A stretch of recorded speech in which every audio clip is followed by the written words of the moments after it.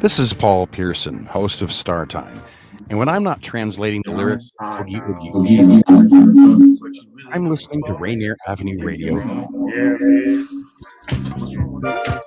Celebrate Black at the Call to Conscience Black History Month Museum, formerly Columbia City Theater, 4916 Rainier Avenue South. Call to Conscience Black History Month Museum features exhibits and installations. It's a guided tour. Installations include the Seattle Black Panther Party, Black Heritage Society of Washington, the Rainier Cinema Black Movie, Jimi Hendrix Family, Seattle Greedo Project.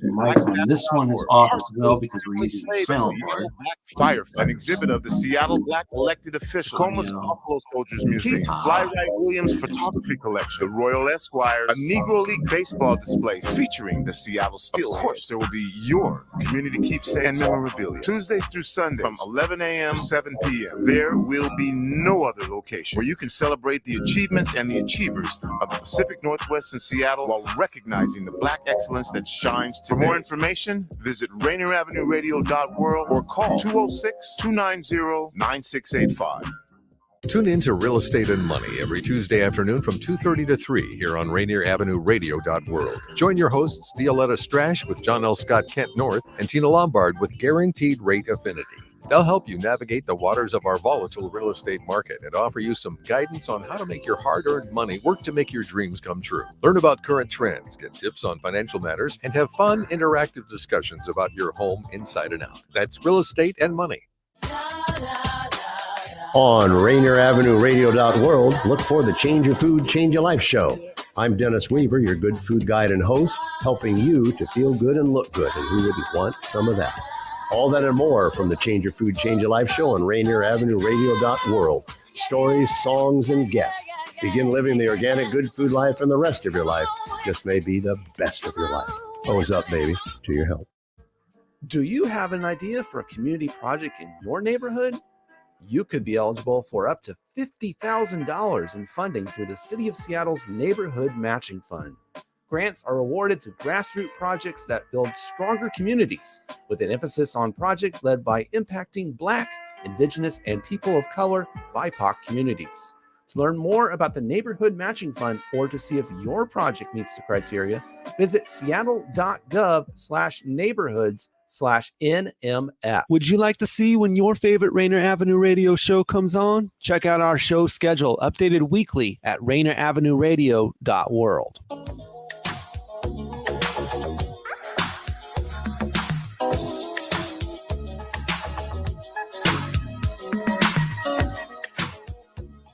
What up, everybody? You're now listening to O, or as Granville would say, Lil O, here on LidLine Sports. We got no Pep in the building, but we always got the trusted sidekick and avid listener, Michael Carter. What's up, Michael Carter, man? How you doing? I'm all right, man. How you doing? I'm doing all right, man. All right. Shout out to Michael Carter, man. He's been holding it down for me. Michael, it's my first episode back in the last couple of weeks. I've been out on the road with Cleveland High School, my thing, trying to follow in Granville's footsteps, coaching a little bit. So feels good to be back in here, though. Yeah, that's my wife's alma mater, so I'll follow you guys. We'll be there. We'll be there tomorrow. Cool. Senior night tomorrow. Yeah, Quakers versus. Yes, sir. Yes, sir. Yeah, I follow you. I keep eyeing you. Thank you. I don't call you little old. Yeah, with no G out here, there ain't really been the little O no more. But I know he was trying to get away from that too before leaving. He was. Yeah. So we got a lot of sports to talk about, especially the NFL. We had the championships to get to the Super Bowl. Yes. One was a snoozer. The other was a good game. Came down to the last play. Yeah, was a little controversy. Definitely. But before we get into the NFL, we wanted to touch on, just some quick news here for all our WNBA listeners. Candace Parker, who was a free agent, she last played with the Chicago Sky, won a championship there. She has decided to go join forces with the Las Vegas Aces. They're loaded. Oh, boy. The reigning champions, Las Vegas Aces. Yes. And it was funny because I was on Twitter and, people were saying that's almost like Kevin Durant joining the Warriors. Exactly. It is. or it'd be the same as if Stewie joined them. Yeah. Yep. So it's going to be interesting. It's going to be very interesting. So they already have oh man, I can't. They're loaded. Yeah. They got the girl from UW. Yeah. The guard. She's scorer. I can't remember her name. Lord save me. But they're loaded. Kelsey Plum. Thank you, Plum. Kelsey Plum's there. Oh man. Aja Wilson. Ooh. MVP candidate every night. Chelsea Gray can just score, flat out score. So you partnering those three with probably arguably one of the best WNBA players that ever touch a basketball in Candace Parker, who's still playing in her prime. I don't know. That's like an all-star team. Man, that's gonna be tough to beat. But now Stewie looks like she might be making a move to New York.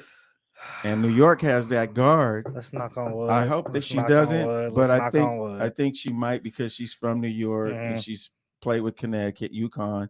So, and the Storm really hasn't done anything to give her that star player to play with. Like when she goes to the bench, I said last week, there's that drop off you can see, and then she comes back, she has to play extra hard. Yep. Where she wants to go to a team where when she goes to the bench and she comes back in, she doesn't have to play extra hard or carry the team. Yep. But we'll see. Hopefully she stays and they pay her and they bring somebody in. I mean, they got some ballers, but that guard for New York, she's Sabrina Ion. Yep, she's a goer. She's the top, one of the tops. And last year when Stewie was a free agent, she spoke to the New York Liberty and decided to come back for Sue's last year. Right. So I mean, New York's been on. She's been on New York Liberty's radar for the last couple of years. So yeah, I'm gonna knock on wood, but you're right. It's not looking the best. No, but this is home for B. Stewie. She's won multiple championships here.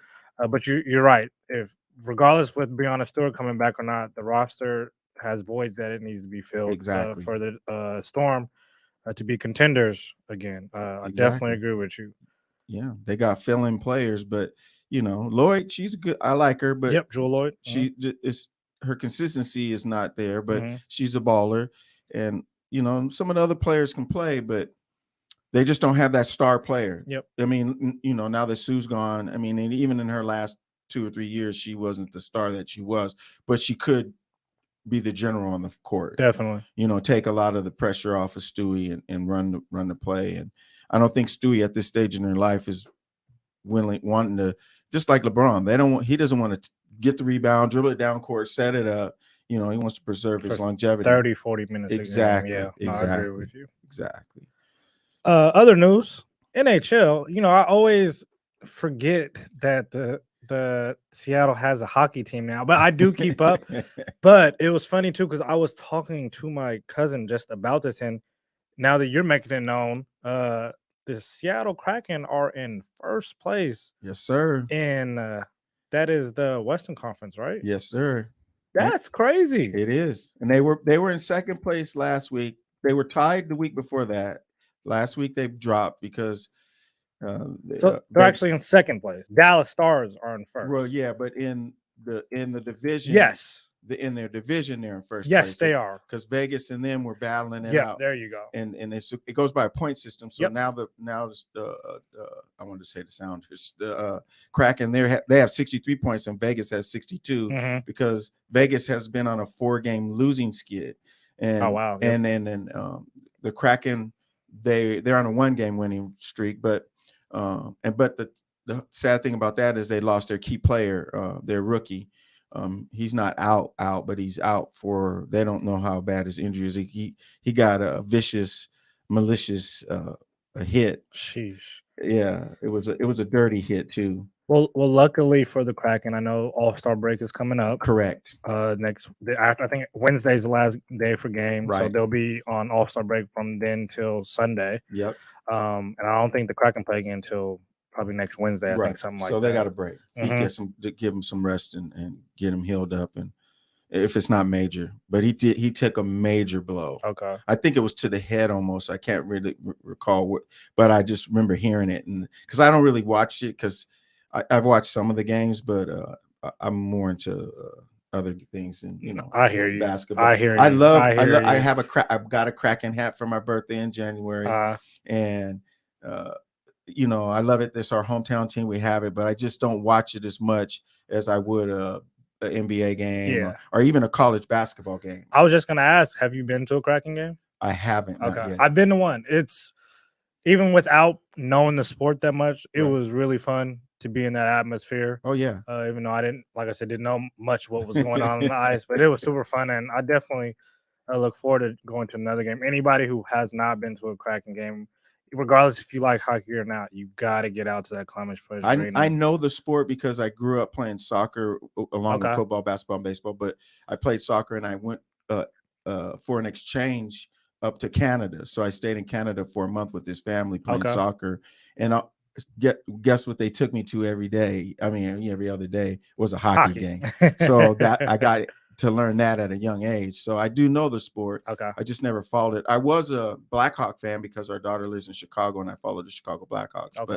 But I just don't watch it faithfully like I do other sports. Okay. Well, once again, shout out to the Seattle Kraken. Yes, sir.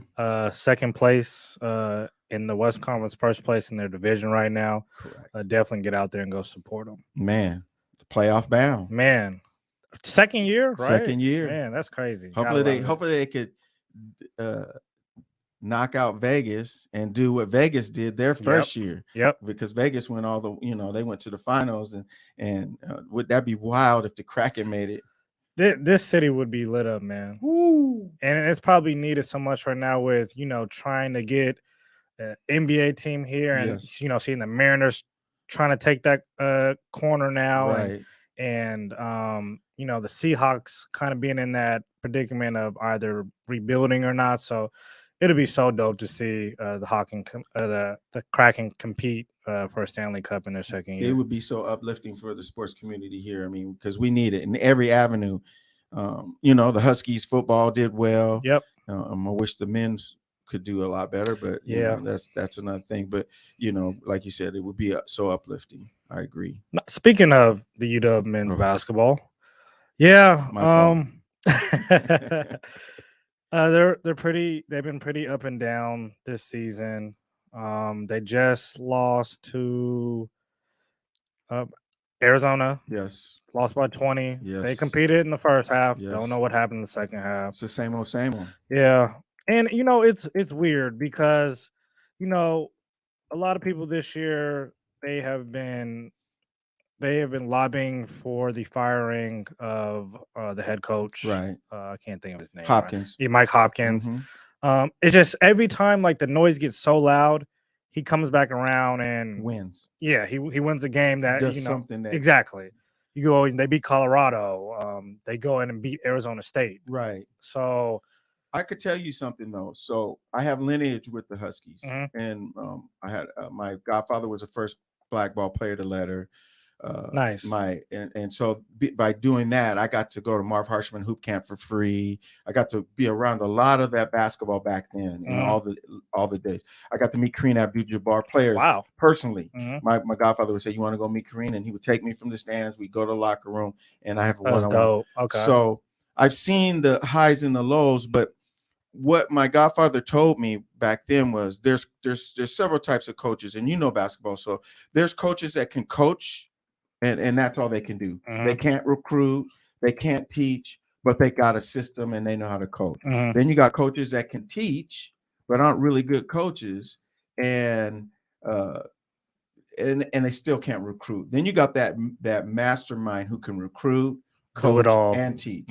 So I think Hopkins, I don't think he's a teacher. And I don't know what he is because I don't see any really good recruits. I agree with you. I think he might be an even keel where he might just have a little bit decent in everything, right? But not good. And for that caliber of basketball team, you need to have a coach that's Romar. He was a great recruiter, and I think he was a great teacher. He was, and his coaching was even keel. It wasn't great, wasn't bad, but he had enough to get the players and have a system to teach them to do the things that they needed to do. And I don't think Hopkins has that. I think he's lost in that area.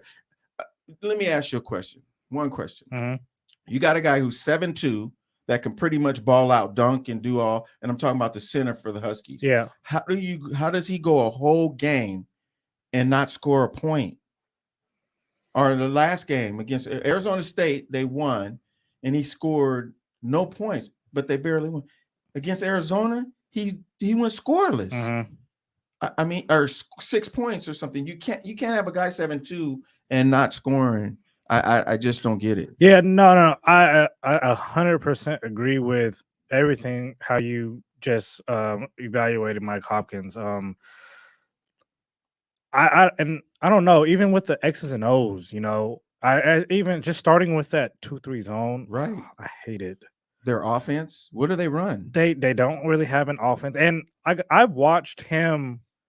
I watched him when he actually had NBA talent, and still, besides, I think he did a solid job with Isaiah Stewart, but I've seen him, you know, kind of work through with Jaden McDaniels and not being able to consistently get him in the spots. And not just him, just other players in general. And, you know, seeing now is I'm not saying that they have a great roster, even which goes back to what you're saying about recruiting, because I agree with you. I don't think he's done the best job. I think he's missed out a lot of players in the city. Right. So yeah, in the state. Yeah. It's not even just in the city, from just in the Washington state. to Oregon to Spokane. Just the Northwest in general. Yes, yeah. yes.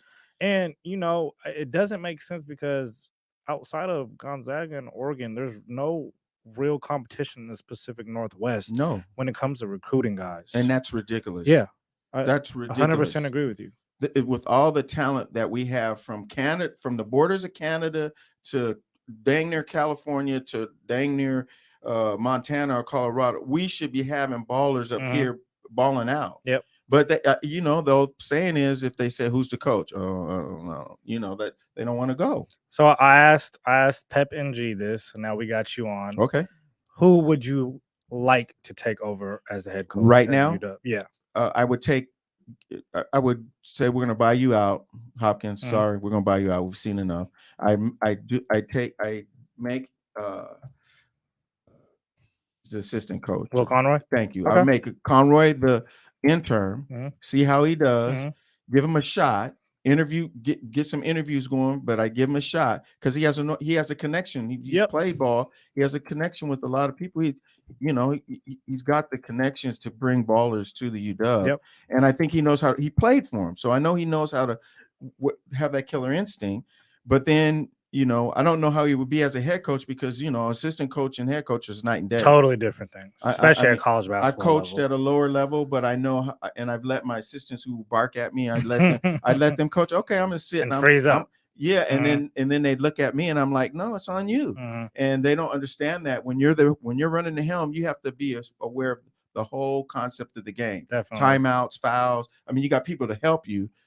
But you still have to be aware of that. Yep, you're the head honcho. That's It's much different being in that first chair than the second, third, or fourth. It's totally different. It is, but I think Will would make a good coach because he knows. Who were you saying that they should? Anytime we've had this conversation, I agree with you. I've said Will Conroy. I mean, and for the same reasons you said, I think he's been not only just a familiar face in the city, but he's well connected and he relates to these kids exactly. And I also think, and I think this is why, you know, a lot of programs are going much younger in the direction. I just think that is the new wave of phase of getting young head coaches an opportunity early because they relate so well with these new generation of kids right now. Right. I think that's another reason. And, you know, Will Conroy was a point guard. He had one of the best IQs coming out of Seattle as point guards that I think than nobody than I can think of. I'll put maybe Luke Ridenour up there. Right. But he has a great basketball IQ. So I think he would be just fine as an overall head coach when it comes to X's and O's. And besides his high IQ, he was a mastermind at defense. Yep. He had lockdown D. Yep. You know, he was good in the offense, but he had lockdown D and he was physical. And I think one thing you said that I'm going to interject on is that he has that connection with the kids in more than one way. Yep. And to get kids into your system and to believe in you, they have to, number uno, respect you. Yep. And if they know that you were a baller and that you played at that level and that you were good, they will respect you. Yep. And so then bite into whatever you're dishing them. I don't think they respect Hopkins. I think they just say, oh, he's this guy from the East Coast, and he was assistant at Syracuse and yada yada. But how do you Bay? I'll quit harping on, but Bay came in, and I thought he was going to be a pretty good player. Me too. And he's gotten worse. Yeah. I don't even think he starts anymore. No, and he's limited times. But I mean, I don't. Is that his fault, or is that the coach's fault, or whoever they have? What makes a good coach is your surrounding cast too. Yeah. Who do you have for your trainers, your shooting coaches, your nutritionists, all that? That's all the. Well, I mean, that's another question that me and a lot of my guys have. Besides the one and done players, and besides the guys that Lorenzo Roma recruited, I mean, what player has really developed under Mike Hopkins? None. From 1 6 to 4? years, nothing. Mm-hmm. To me, I mean, people I see, I read the blogs and hear people, and they say, oh, give him a chance. It's not him, it's the players. He can't shoot and do this. 6 years. Yeah, that's a long time. That's giving you more than enough time to be able to at least develop the players that you're recruiting and bring in some players. Yeah, right. I think that I guess I'll give Nas Carter. He turned out to be okay. Right, and right, somebody right. recruited. Yep. That's about it, though. I can't it. think of nobody else. No, and then who else played for him? Brown, the kid that played last year. He was a good guard. The brother, was it Terrell Brown? Terrell Brown. Yeah. So he wasn't actually. I think he got brought in by Will's connection. Yeah, Will's known him since he was a kid, right? Garfield kid. And he came to play with him, and I think that's why Noah came to play, because they those know aren't Will. Guys he's developed. Or that they even came to play because of him. Yeah, they're hometown guys. They said, well, Will's here. They have a little connection there. Agree. That's just my point of view. Maybe I'm wrong, but. No, I 100% agree with you on that. Okay. So the UW right now, they're sitting at 5-7 in conference play. They're 13-10 overall. I always thought that they would float around that middle area. Yep, in the Pac-12. So they're right on schedule for me. This is the season I thought they'd have. So it'd just be nice, just to see some consistency. But I don't think this will be the year. Next year won't be the year either, because look at the bench. I don't even know who they have coming in. I think they're starting to. I think Mike Hopkins will go that transfer route, because I don't think there's really any that's seniors coming in. The transfer route is a crapshoot too, because the players definitely players aren't really. You want to get some young players to come in that that are good, that get better and better, definitely ideal, and build your program so that you could keep that momentum going. You don't want this transfer here and then you have a spark, and then the next year you have a drop off. Definitely, and it's just ridiculous at that for that facility, for that team. And if it's a D2 or Seattle U, I wouldn't be harping it. They're balling, but I wouldn't be harping it if we were talking about them. But we're talking about the University of Washington, D1, with they're huge, and I don't get it. But I agree with you definitely. So on to the NFL. Oh boy, here we go. Conference championship weekend. We had started out with the NFC championship Sunday around 12 o'clock Seattle time. We had the 49ers versus Eagles. Turned out how we didn't want it to turn out. So I didn't really get to watch too much of that game. I watched it. I know you did, Michael. And I'll harp on it. I watched it. It was pretty boring. It was a battle at first. So, don't get me wrong. So before you go into it, yes. get into it. Yes. From the start, yes. Who did you have to win that game? I had now I'm drawing a blank. Philly. Okay. I took Philly before the game started. Okay. I even had a little wager going with somebody, but I took Philly and Cincinnati. Those are my two teams. Okay. So what went on in that 49ers Eagles game? It was kind of boring at first because it was a defensive game and Philly scored first, and then it was on a catch that should have been, they should have threw the red flag and reviewed it. But yeah, the 49ers didn't, and they let it go and they scored. And then forever it was 7-0. And then finally San Francisco took the ball in and made it 7-7. And then it was still a defensive game more or less, but it wasn't a full defensive game. It was more the offensive sputtering, meaning they couldn't get the ball moving. Meaning, there was no run game at all in San Francisco. From my notes that I have here, I wrote down some notes. It's they didn't have hardly any. It was just embarrassing. I mean, and you're talking about the 49ers rushing game? Yeah, okay. Their rushing game. It was just. I can't really talk about it. It was just with McCaffrey, Debo. You thought they would have more of a rushing attack because they're not one dimensional. 81 yards on the ground. Nothing for the whole. Not game. enough. That's nothing At all. Yeah. No. 84 of them came from McCaffrey. And not with the weapons that they have. It's just not. It's just not going to do it. And and then came the dagger when Purdy went down.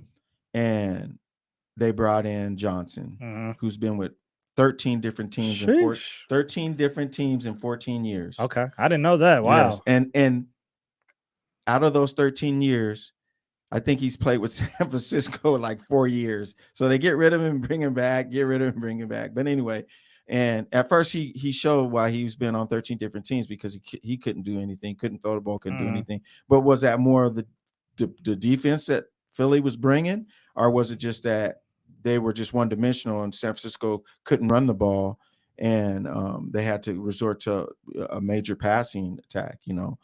To me, that's what I think it was more than anything. I feel sorry for San Francisco because I wanted to see a battle, but once Purdy went down, it was a wrap. And now he's going to be out for 6 months, 6 to 7 months. So it wasn't, and with the injury, he came back and played, but we still knew it was going to be one dimensional because he couldn't throw. So he was just handing it off. So I know I'm gonna go down the road here with this question. So now that the 49ers are gone, so we've seen 3 starting, I believe, starting caliber quarterbacks play for the 49ers. Correct. Where do they go? Who is going to be game 1 starter? I had a talk with starting next year. I had this talk with an avid 49er fan right after the game. We were going back and forth, and I say you stick with Purdy. Okay. You use Trey Lance as a trade if you can. Okay. Trade, get some. You don't have that many draft picks. You can get some draft picks and fill in a few holes. Go after Carr or Minshew, or somebody of that. Aaron Rodgers. I don't think they would want to pay him that. Okay. So if they could, that's where he's from, right? Yeah, but I don't think they would pay him. Okay.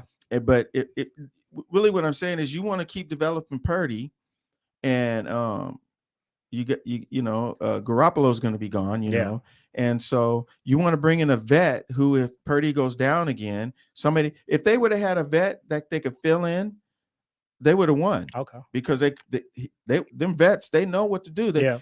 In not every game, but in certain games, they know what to do. That the pressure is not as hard on them as, so that's what I was telling him. And he was saying no at first, and then I kept giving him the reasoning, and I was saying, look, man, you guys don't have that many picks. If you use Trey, Lance, well, we don't know how Trey is. Well, Trey's been injured the last 2 years. I said, somebody will pick him up because they know he's got some value, but you can get something out of it and just go with Purdy, because Purdy showed that he's got that hey, I'm ready to ball. Yep. So I would build on Purdy and bring in a vet. I thought the consistency of Purdy being able to win games throughout the season, and then also, I think it goes also to Purdy that he's able to stay healthy relatively, and Trey Lance hasn't been able to stay healthy. No, exactly. That's my point. Exactly. And so you're gonna see, it's the same thing that they're saying about the Dolphins. I'm getting off topic here, but the same thing is saying about the Dolphins. Oh, bringing this guy, bring this. Oh, no. And they're saying, oh, we're gonna roll with Tua. Well, Tua is showing you that he cannot play a full season. Yep. So you're going to give him another. These guys don't get it. You're going to get the same old, same old. It's not going to change magically. Oh, he's going to have a magical year. It's probably going to happen the same thing where he's going to get hit, go into concussion protocol, be out, and you're going to need somebody to fill in. Facts. So if you have a veteran that can fill in for him, not Bridgewater or some scrub. You get you a good veteran that can fill in for him, like Jimmy G or Carr or Minshew. Then you have something, and then you give him time to get better, and then you'll know, okay, next year we're going in another direction. But they don't get it. They think that Dalton's another. I can keep going. Wentz, there's guys they think they can just pull them and plug them in somewhere else, and they're magically going to do good. Yep. No, I 100% agree with you. So the Eagles will be moving. The Eagles will be moving on to the Super Bowl, and they will be playing the Chiefs, and we will definitely get in to the AFC Championship matchup when we get back. We're gonna go take a break, pay a couple bills, and we'll be right back.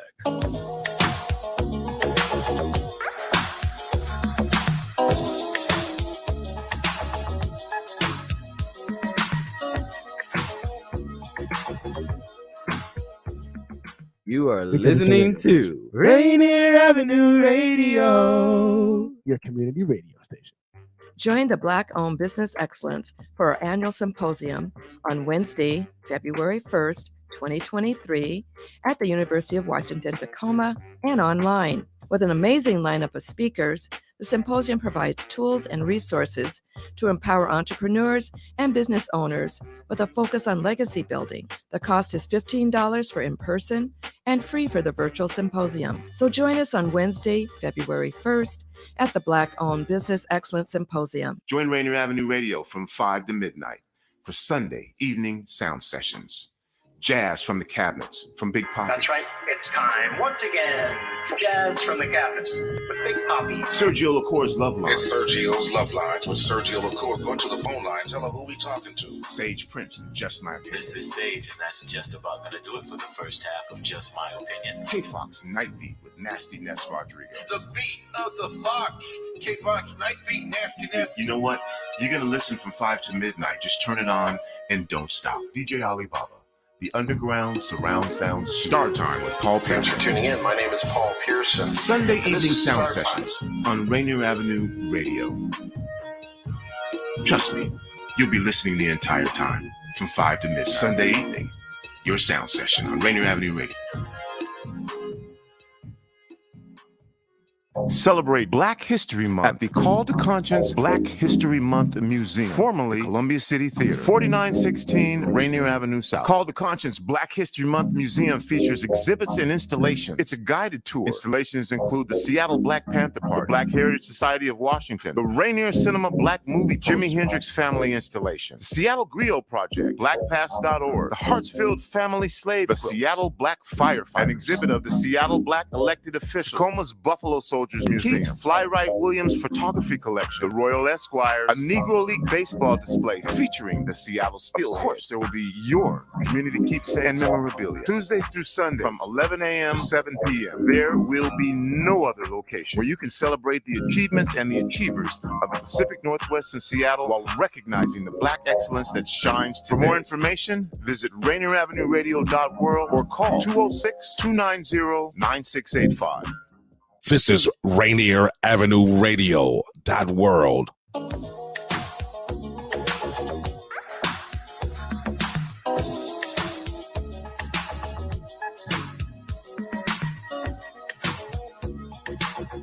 Welcome back to LidLine Sports. It's your boy O here with none other than Michael Carter. I want to give a shout out to all of our weekly listeners. Once again, Mom Duke, Shonda Dorsey, Nancy Conyers. Shout out you guys. And I would shout you out, Michael Carter, but you live and direct today. So. Rough Rider in the house. So before we went to break, we were talking about the AFC Championship, how the Philadelphia Eagles moved on to the Super Bowl against the Cincinnati Bengals. And on the other side, in the AFC Championship, we had the Cincinnati Bengals against the Kansas City Chiefs. Now, this game, I was a little more into it, and it was also a much better game. Oh, yeah. It came down to the last controversial play. Yes. But what do you see going on in this game? It was a serious battle. Mm-hmm. I mean, it out of both the games, this was the game. And I just hated to see Cincy lose the way they did, but it was a serious battle, and I give all the credit to Mahomes because he was wounded, but he I don't know what they gave him and what they did. he was out there doing what he tried to do, 326 passing yards, exactly. two touchdowns and no interceptions, none on a hobbled ankle. That last play, he scrambled for about a good 5-6 yards. And as he was out of bounds, right, to anybody who does not like the call, he was out of bounds when he was pushed to the ground. It was a good call. And the Cincinnati Bengals were flagged for roughing the passer. The thing I was saying that was controversy when we were talking earlier before the show started, the play where they ran a play, the ref ran onto the field, and then they the play they ran. It was a play that happened, and then they said, "Oh no, we're going to give him another down." Oh, okay, wow, that was that. Yeah. So and they show it, they have camera angles, and they do show the ref running onto the field, the back ref running onto the field, but the play had already started and ran, and it was way too late. And since Cincinnati stopped Kansas City, and it was a big momentum changer because they would have had to punt. But what happened was Kansas City got another play, got a first down, and went down to score to tie it up. If that wouldn't have happened, they would have had to punt, and Cincinnati would have had the opportunity to go up by 2 scores late in the game. And so that was a controversial to me. So I heard the refs weren't that great this game. Oh gosh. Okay. They haven't been all season. They're not. One game, it's called one way. The next game, it's not. Yeah. So they're not consistent at all. And I'm not going to just say anything that they're just inconsistent. That's all. Yeah. I feel like that's been across the board, especially I think in basketball too. Yes, I agree. But to this football game, man, I was with you. I want the Cincinnati Bengals to win this game. Okay. I think when me and Pep and G had our preview for the NFL, I picked Cincinnati Bengals to come out the AFC. I thought, that they would keep the momentum going from what they did last year with the really good quarterback. Offensive line did a somewhat of a better job this year. And they got back to this point. Now, am I surprised that they lost to the Kansas City Chiefs? No, I think the Kansas City Chiefs were still the favorite throughout the season, come out the AFC. They have the best quarterback in the league, and they will be playing the Philadelphia Eagles, who has been the best team all year in the NFL. Right. If I could ask, I know it's only Monday. We got 2 weeks from now. You can ask. I think it started out the Philadelphia Eagles were favored by 1.5 points in the opening. Who do you got as of right now to win the Super Bowl? If Patrick Mahomes heals up enough, I think they will beat him on the mere fact that Jalen Hurts just hasn't showed me that under high pressure games that he can do it. He didn't do anything. Hardly. He had the last game against. I think he only had like 124 passing. His stats were like nil. He had 0 touchdowns, 0 interceptions, but he had nothing hardly. So it was the defense and the other players that stepped up to the game. I agree. If he has to have an exceptional game for them to win, but if Patrick Mahomes heals, I think he's going to win another Super Bowl. That's just my thought right now. Okay. I'm looking, you look at, this is kind of, because I want to say, and I love going for the underdogs. I know that more of the people, the NFL fans, will be going for the Chiefs. You look at the Eagles' schedule, and they really haven't played anybody. No dominant teams. Not one. No. The San Francisco was the first dominant, the number one defense with the offensive weapons that the team. So that if the Eagles defense can feed off of that win and go in because it's at a neutral field now, Kansas City's not at home. Nope. If they can go in with that mentality, with we're ready. Mm-hmm. It could be they could take Kansas City down. Okay. Because he won't be 100%. He'll be better. He could they'll probably get him up to 80%, 75%. But they're going to come with the heat. You know that. You see how they did Purdy. So Kansas City knows they're coming after him. As they should. They should. Yeah. When you see a wounded duck, what do? You go after it. Yeah, man. You hunt that. Yep. Yeah, exactly. So it's going to be interesting. It's first time two black quarterbacks are going to start in the Super Bowl. It is. I really would want to see Hurts win because he's the underdog and everybody's harping at how the same thing I harped it, that he under pressure he hasn't really done anything. But that's when you'd want to see a brother win and do something good. Definitely. And just think of even when Jalen Hurts got drafted, hearing all the naysayers then and his first year, or not even his first year, but when he got inserted into the starting lineup, you kept hearing all the question marks. Then he gets the team last year and they go, I think 500 or something like that. Yep. So, I love seeing people prove the naysayers wrong. Right. So you want to hear another crazy stat? Patrick Mahomes and Jalen Hurts were both high school quarterbacks out of Texas. High school. Wow. They both played quarterback in high school in Texas. Damn. So that's crazy. It's crazy stat to see. I seen a picture of them both in high school in their jerseys, and Jalen Hurts and Patrick Mahomes. It was weird because Patrick Mahomes had a little afro back then, but now his hair got straighter. His mother started coming out of him. Right. Yeah, I seen. It was funny too. I don't know if you caught that they got Pat Mahomes' dad on camera at the end of the game. I didn't. Okay. Yeah, he must have been around the young world. Somebody asked, he had a cigar in his mouth, and they was asking how he was feeling. He was like, "Yeah, I'm smoking on that Joe Burrow pack tonight." I was like, "Oh man." Oh, I think I did see that. I did hear that. Yeah.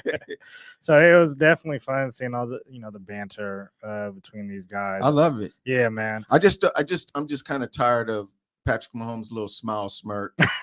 But when you got the mojo, you can do that. If you got the juice, flaunt it. Yeah. Hey. So right now you're saying your gut. I have an edge with the Chiefs right now just because Hurts has not shown me that he's been that bona fide in high pressure situations. He hasn't done a lot. So I hope he proves me wrong. I hope he goes in there and shoots him down, because he's got the weapons. He's got the receivers. Definitely. Man, Higgins and the other boy for Philly, they ain't playing. They're ready. They're gonna come out playing. Yep. Okay. Nancy Conyer says Chiefs. I'm gonna say my heart wants me to go with the Eagles, but my brain, if you just break down that Chiefs team, man, it's hard to pick against them. Especially on this stage, just like you said, we've seen what Pat Mahomes done on this stage. We haven't seen what Jalen Hurts can do on this stage. This is another day at the game, another day at the stadium for Patrick Mahomes. Agreed. Whereas for Jalen Hurts, this is the big event. And, isn't this Mahomes' third Super Bowl appearance? He's been there. There's going to be a little bit of pressure, but if you don't get butterflies and pressure, then what are you playing the game for? But I like the underdog, but I'm telling you, from what I see and when the Kelsey brothers are going to be battling out against each other. Dope to see too. Yes, they showed a picture of they asked the mother who are you going to root for, and they showed her today with the jersey on the front half of it was Kansas City, her Kelsey, Travis, and then from the shoulders on the back was the Philadelphia Eagles. And I think I seen Travis Kelsey say something too about we know one thing. My mom's turning out a winner that day. Yeah, exactly. She's not going to lose. Yeah, exactly. So we got 2 weeks for the Super Bowl. That'll be on the 12th. 12th. February 12th. So we got the Pro Bowl, the little flag football game. I don't even watch on Sunday. Yeah. I was gonna ask, not tuning into that. No, I'm not gonna lie. I'll probably turn it just to laugh at it, and then go to something else. I'll click to college basketball. So you got some wisdom on me. Has the Pro Bowl ever been enjoyable to Yes. watch? Okay. Oh, in the beginning, back when I was younger, Okay. in the 70s and the 80s, Uh-huh. it was a game. Cool. Okay. They got paid a little bit, but they had heart. They played the game. They kind of like the NBA All-Star. Okay. Where Gotcha. by getting there, that was a badge of honor, Mhm. and they showed it in the game. And then as the years progressed, it turned into commercial entertainment. Okay. But they used to hit and ball out back in the day. That makes me feel good. Why you call me an old man on this? No, not at all. That's why I said wisdom. That's why I use the word wisdom. No, I take the age. It's a blessing being here this long. Definitely. But that's good to hear because I don't even know if I've ever even watched in Pro Bowl game. That's crazy. Because every I'm time just I thinking just about it's that. more of like an entertainment just show now. But you're right, it's the same thing with the All-Star games. That's why I'm glad that in the NBA they added some different segments to it to make it a little more enjoyable to Right. watch because it has become just an entertainment show. That's crazy. I'm thinking about that. Our age difference is which isn't that great, but it's great enough. Mhm. For you. You haven't even really seen any major serious boxing matches. Nope. I mean, brutal boxing matches. Mayweather Pacquiao was the first fight that I could actually sit as an adult and watch it. And that was boring as heck to watch. We had so many. Mike Tyson was probably ending right when you started watching, and he was the ending of because we had Hagler and Hearns. I could just name so many that it was in almost every sport too, football, basketball. I've been to basketball games where I seen Kareem Abdul-Jabbar knock Tommy Burleson out at the Coliseum. That's Okay. when it was like, you the elbowing and the physicalness, and then the next thing you know, they're duking fist to fist, and boom. Nowadays it's just more jaw jacking. Talking. Yeah, more jaw jacking and dancing around the ring. Yeah, and people coming to grab them, and then they want to act like they want to do something. No, when we were young watching it, there was blows. Yeah, I was probably, I don't know, maybe my mom can get on here and say this. I don't know, maybe like 6, 7 when I would go with her to fight parties, and the one I would probably remember the most because of what happened was Lennox Lewis and Mike Tyson. Oh, that's a good. Yeah, it was a good fight. Yeah. But I used to enjoy going to those fight parties because I knew it was also good fights, right, as well. Right. So it was something to actually get up and go to. So the point I was making is that in the football and basketball, those all-star games, they were fun to watch. Mhm. They were brutal. They were hits, and it was like, oh, it was a battle. Mhm. And then all of a sudden you could see the turn, and now it's just commercial. Okay. So, yep. If y'all want to tune in, I ain't gonna be the one advocating tune into the Pro Bowl this Sunday, but we will definitely be back on Monday to break down that Super Bowl matchup again. On to some NBA. So we're right there at Granville's favorite part almost, which is the All-Star break, so we can get into the real NBA season. Before I get into the standings, I forgot we had a pretty good game. I don't know if you were able to watch. The Celtics played the Lakers. I watched it. Yeah. Yeah. So I tuned into that. Very good game. It was good to see the Lakers healthy. Mm-hmm. I know you guys talked about Rui Hachimura getting traded there last week, so it was good to see him there in the Lakers jersey. Yes. The Boston Celtics were missing Marcus Smart and Robert Williams, but they were still able to pull out the win in Boston. But we had once again some controversy as LeBron James was driving to the basket with about 3 seconds left, missed a layup, and you can obviously see that he got hit on the arm by Jason Tatum. No foul was called. Lakers already used their challenge. I don't even think they would have been able to challenge the play anyway because there was no call. Right. But there were just questionable calls in the last 3 minutes of that game, just in general. And it sucked to see a game. It sucked to see the game, even though the Lakers still had a chance to go in overtime and win. Right. But they should have had a chance to win the game in regulation. Mm-hmm. Patrick Beverly, he got a tech with the camera for showing. That dude is a fool, man. He's definitely a player. You love him, and you can do things for you hate him. But that situation is you love him. He pulls the camera up after regulation to show the referee. He gets a tech for that. Right. You heard AD's comments about what he said after. Right. But yeah, I just think that, I don't mean to cut you off, but I think that LeBron just too much drama. Okay, say what you got to say. All that getting on the floor and whining and crying and stomping, you wouldn't see that back in the days. Back in the day, they would yell at the ref and say you're crazy. Yeah, and all the antics is just like, come on, man, it's overkill. I thought somebody died. Watching that, I said, "Oh man, did he get hit or in the head or the stomach or the crotch?" I said, "He just got hit in the arm. What is he doing?" And it's just like, the referees are human. They're gonna miss calls and not make calls, and if it gets to you that much, I don't know. Was he acting like that when he fouled Durant? KD back at I don't know what year it was, but he fouled KD, and it was a controversy call, but you didn't see KD getting on the ground crying and stomping around. Especially when you're going into overtime, you just got to learn how to just move on from that. And because we got 5 minutes of basketball, we got to get ready for. That's my point. He could have just said, okay, hollered and made his point that he got fouled, and then get back and be. Okay, I'm going to take over. Now you want to play that way? I'm going to start dominating. It's the old saying: if your shot isn't working, start rebounding and play defense.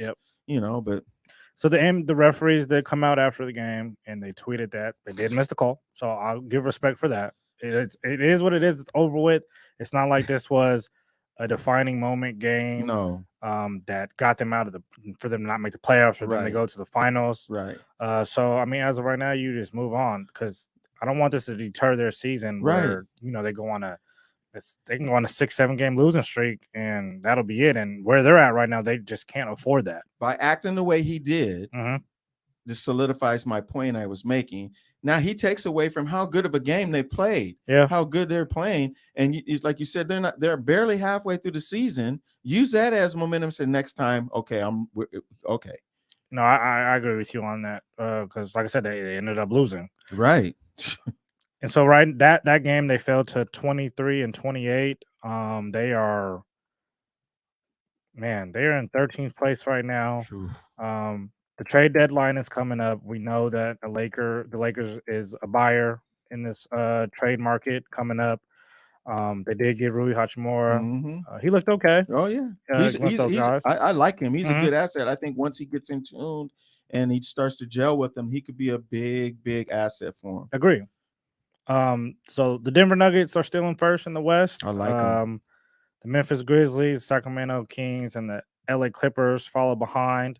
You got the Golden State Warriors playing much better. Yes.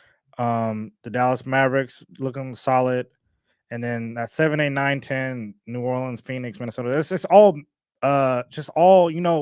everybody just bunched up right there from 4 all the way down to 10. Right. You were going to say something about the Minnesota Timberwolves? I love them. And they're playing really well right now. I have a kid that I coach in his Jalen Noel. Yep. I coached him in best friend. in kindergarten. Okay. And he'll never forget that. Wherever I'm at, he'll run up to me and he treats me just he's real. So and it makes me feel good. But I like him and I follow him wherever he goes. I follow the kid in Bulls, what's his name? Zach LaVine. I follow him too because I followed him all through high school. I love high school basketball with a passion. So, like I said, I'll be at your game tomorrow. Nice. Some other news that happened last Thursday. The NBA All-Stars starters were announced.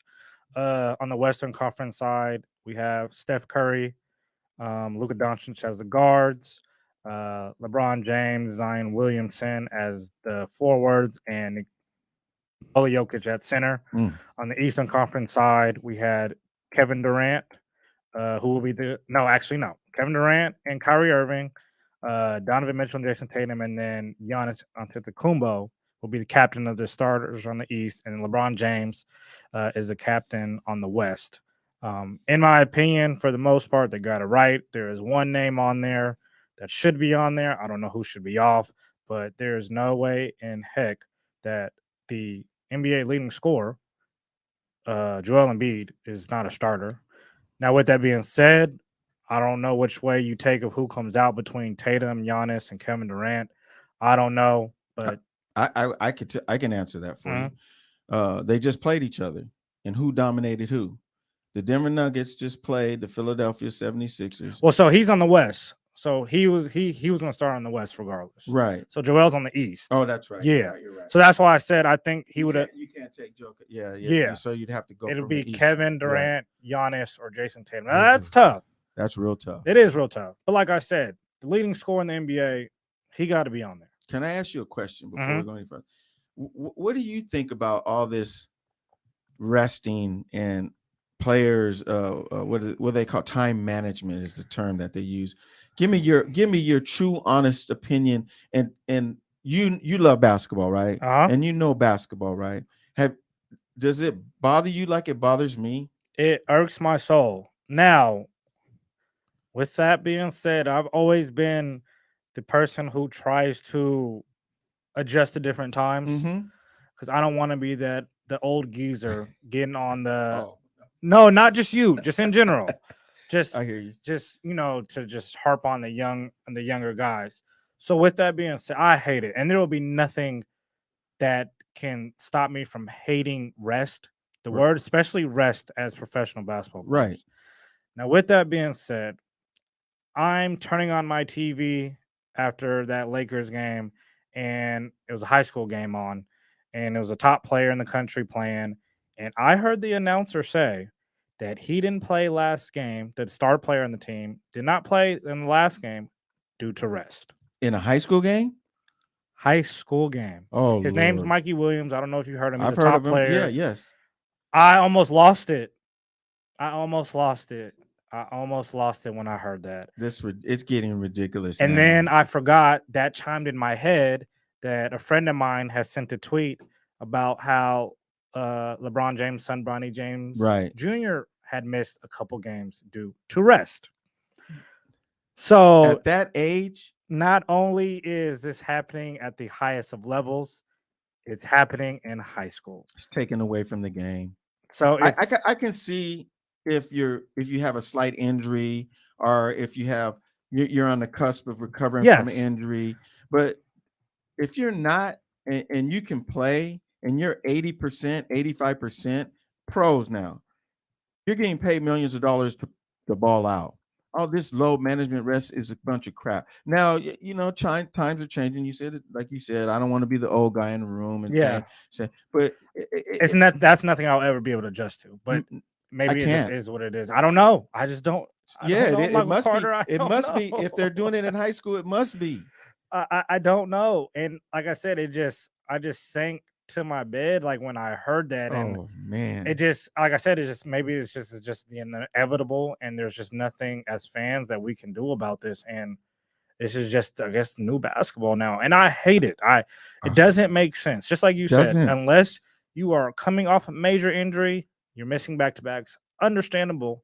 Or if you're knick-knack injuries, then you need to miss a game here and there. Right. But for the most part, if you are 80% and up, you need to be on that floor. You need the ball. And I don't want to sound like that type of fan, tells another player what they're going through, what they need to be doing. Right. But you have fans that come. I seen a fan had posted a sign saying that they came from 4,000 miles or 8,000 miles away to watch Jimmy Butler play. From Australia, I think. And he didn't play due to him being management. sick. I think it was sick during warms or something. Right. But it's like, that just sucks, like, as a fan, to go through all that trouble to watch one game. And the star player who's not even seriously injured misses the game. At least go out there and foul somebody, get a technical, and get kicked out the game so you can't go to the next game. Then I could swallow that pill. Exactly. But for me to see you walk to the game with your jewelry and your gear and sit on the bench and just and jumping up and down when they do good plays and this and that, and it's all because you need to rest. Get out of here, man. Yep. I 100% agree with you on that. And I don't know. And I know the CBA is coming up for them to negotiate a new contract with that. I don't know if owners will try to make that something that they pinpoint on. I don't know moving forward. But, I'm with you, Michael Carter. I hate to see it. And that's why it's hard for some of these teams to, get some type of momentum going throughout this. And that's why you see teams like the Warriors and the Suns and the Lakers and all that playing 500 level basketball, but they're supposed to be the contenders in the NBA. Right. You know, real quick though, LeBron James is 117 points away from breaking Kareem's the scoring record. Yes, and that's coming up. He didn't play today, so he will play tomorrow. Maybe it'll be the rest of the season. It might be. It may be 4 to 5 games from now on. I think he will break it before All-Star break, though. That's gonna be very cool to see. That's just a feat that I don't think anybody thought would be broken. Right. So yeah, that's another thing you guys look forward to.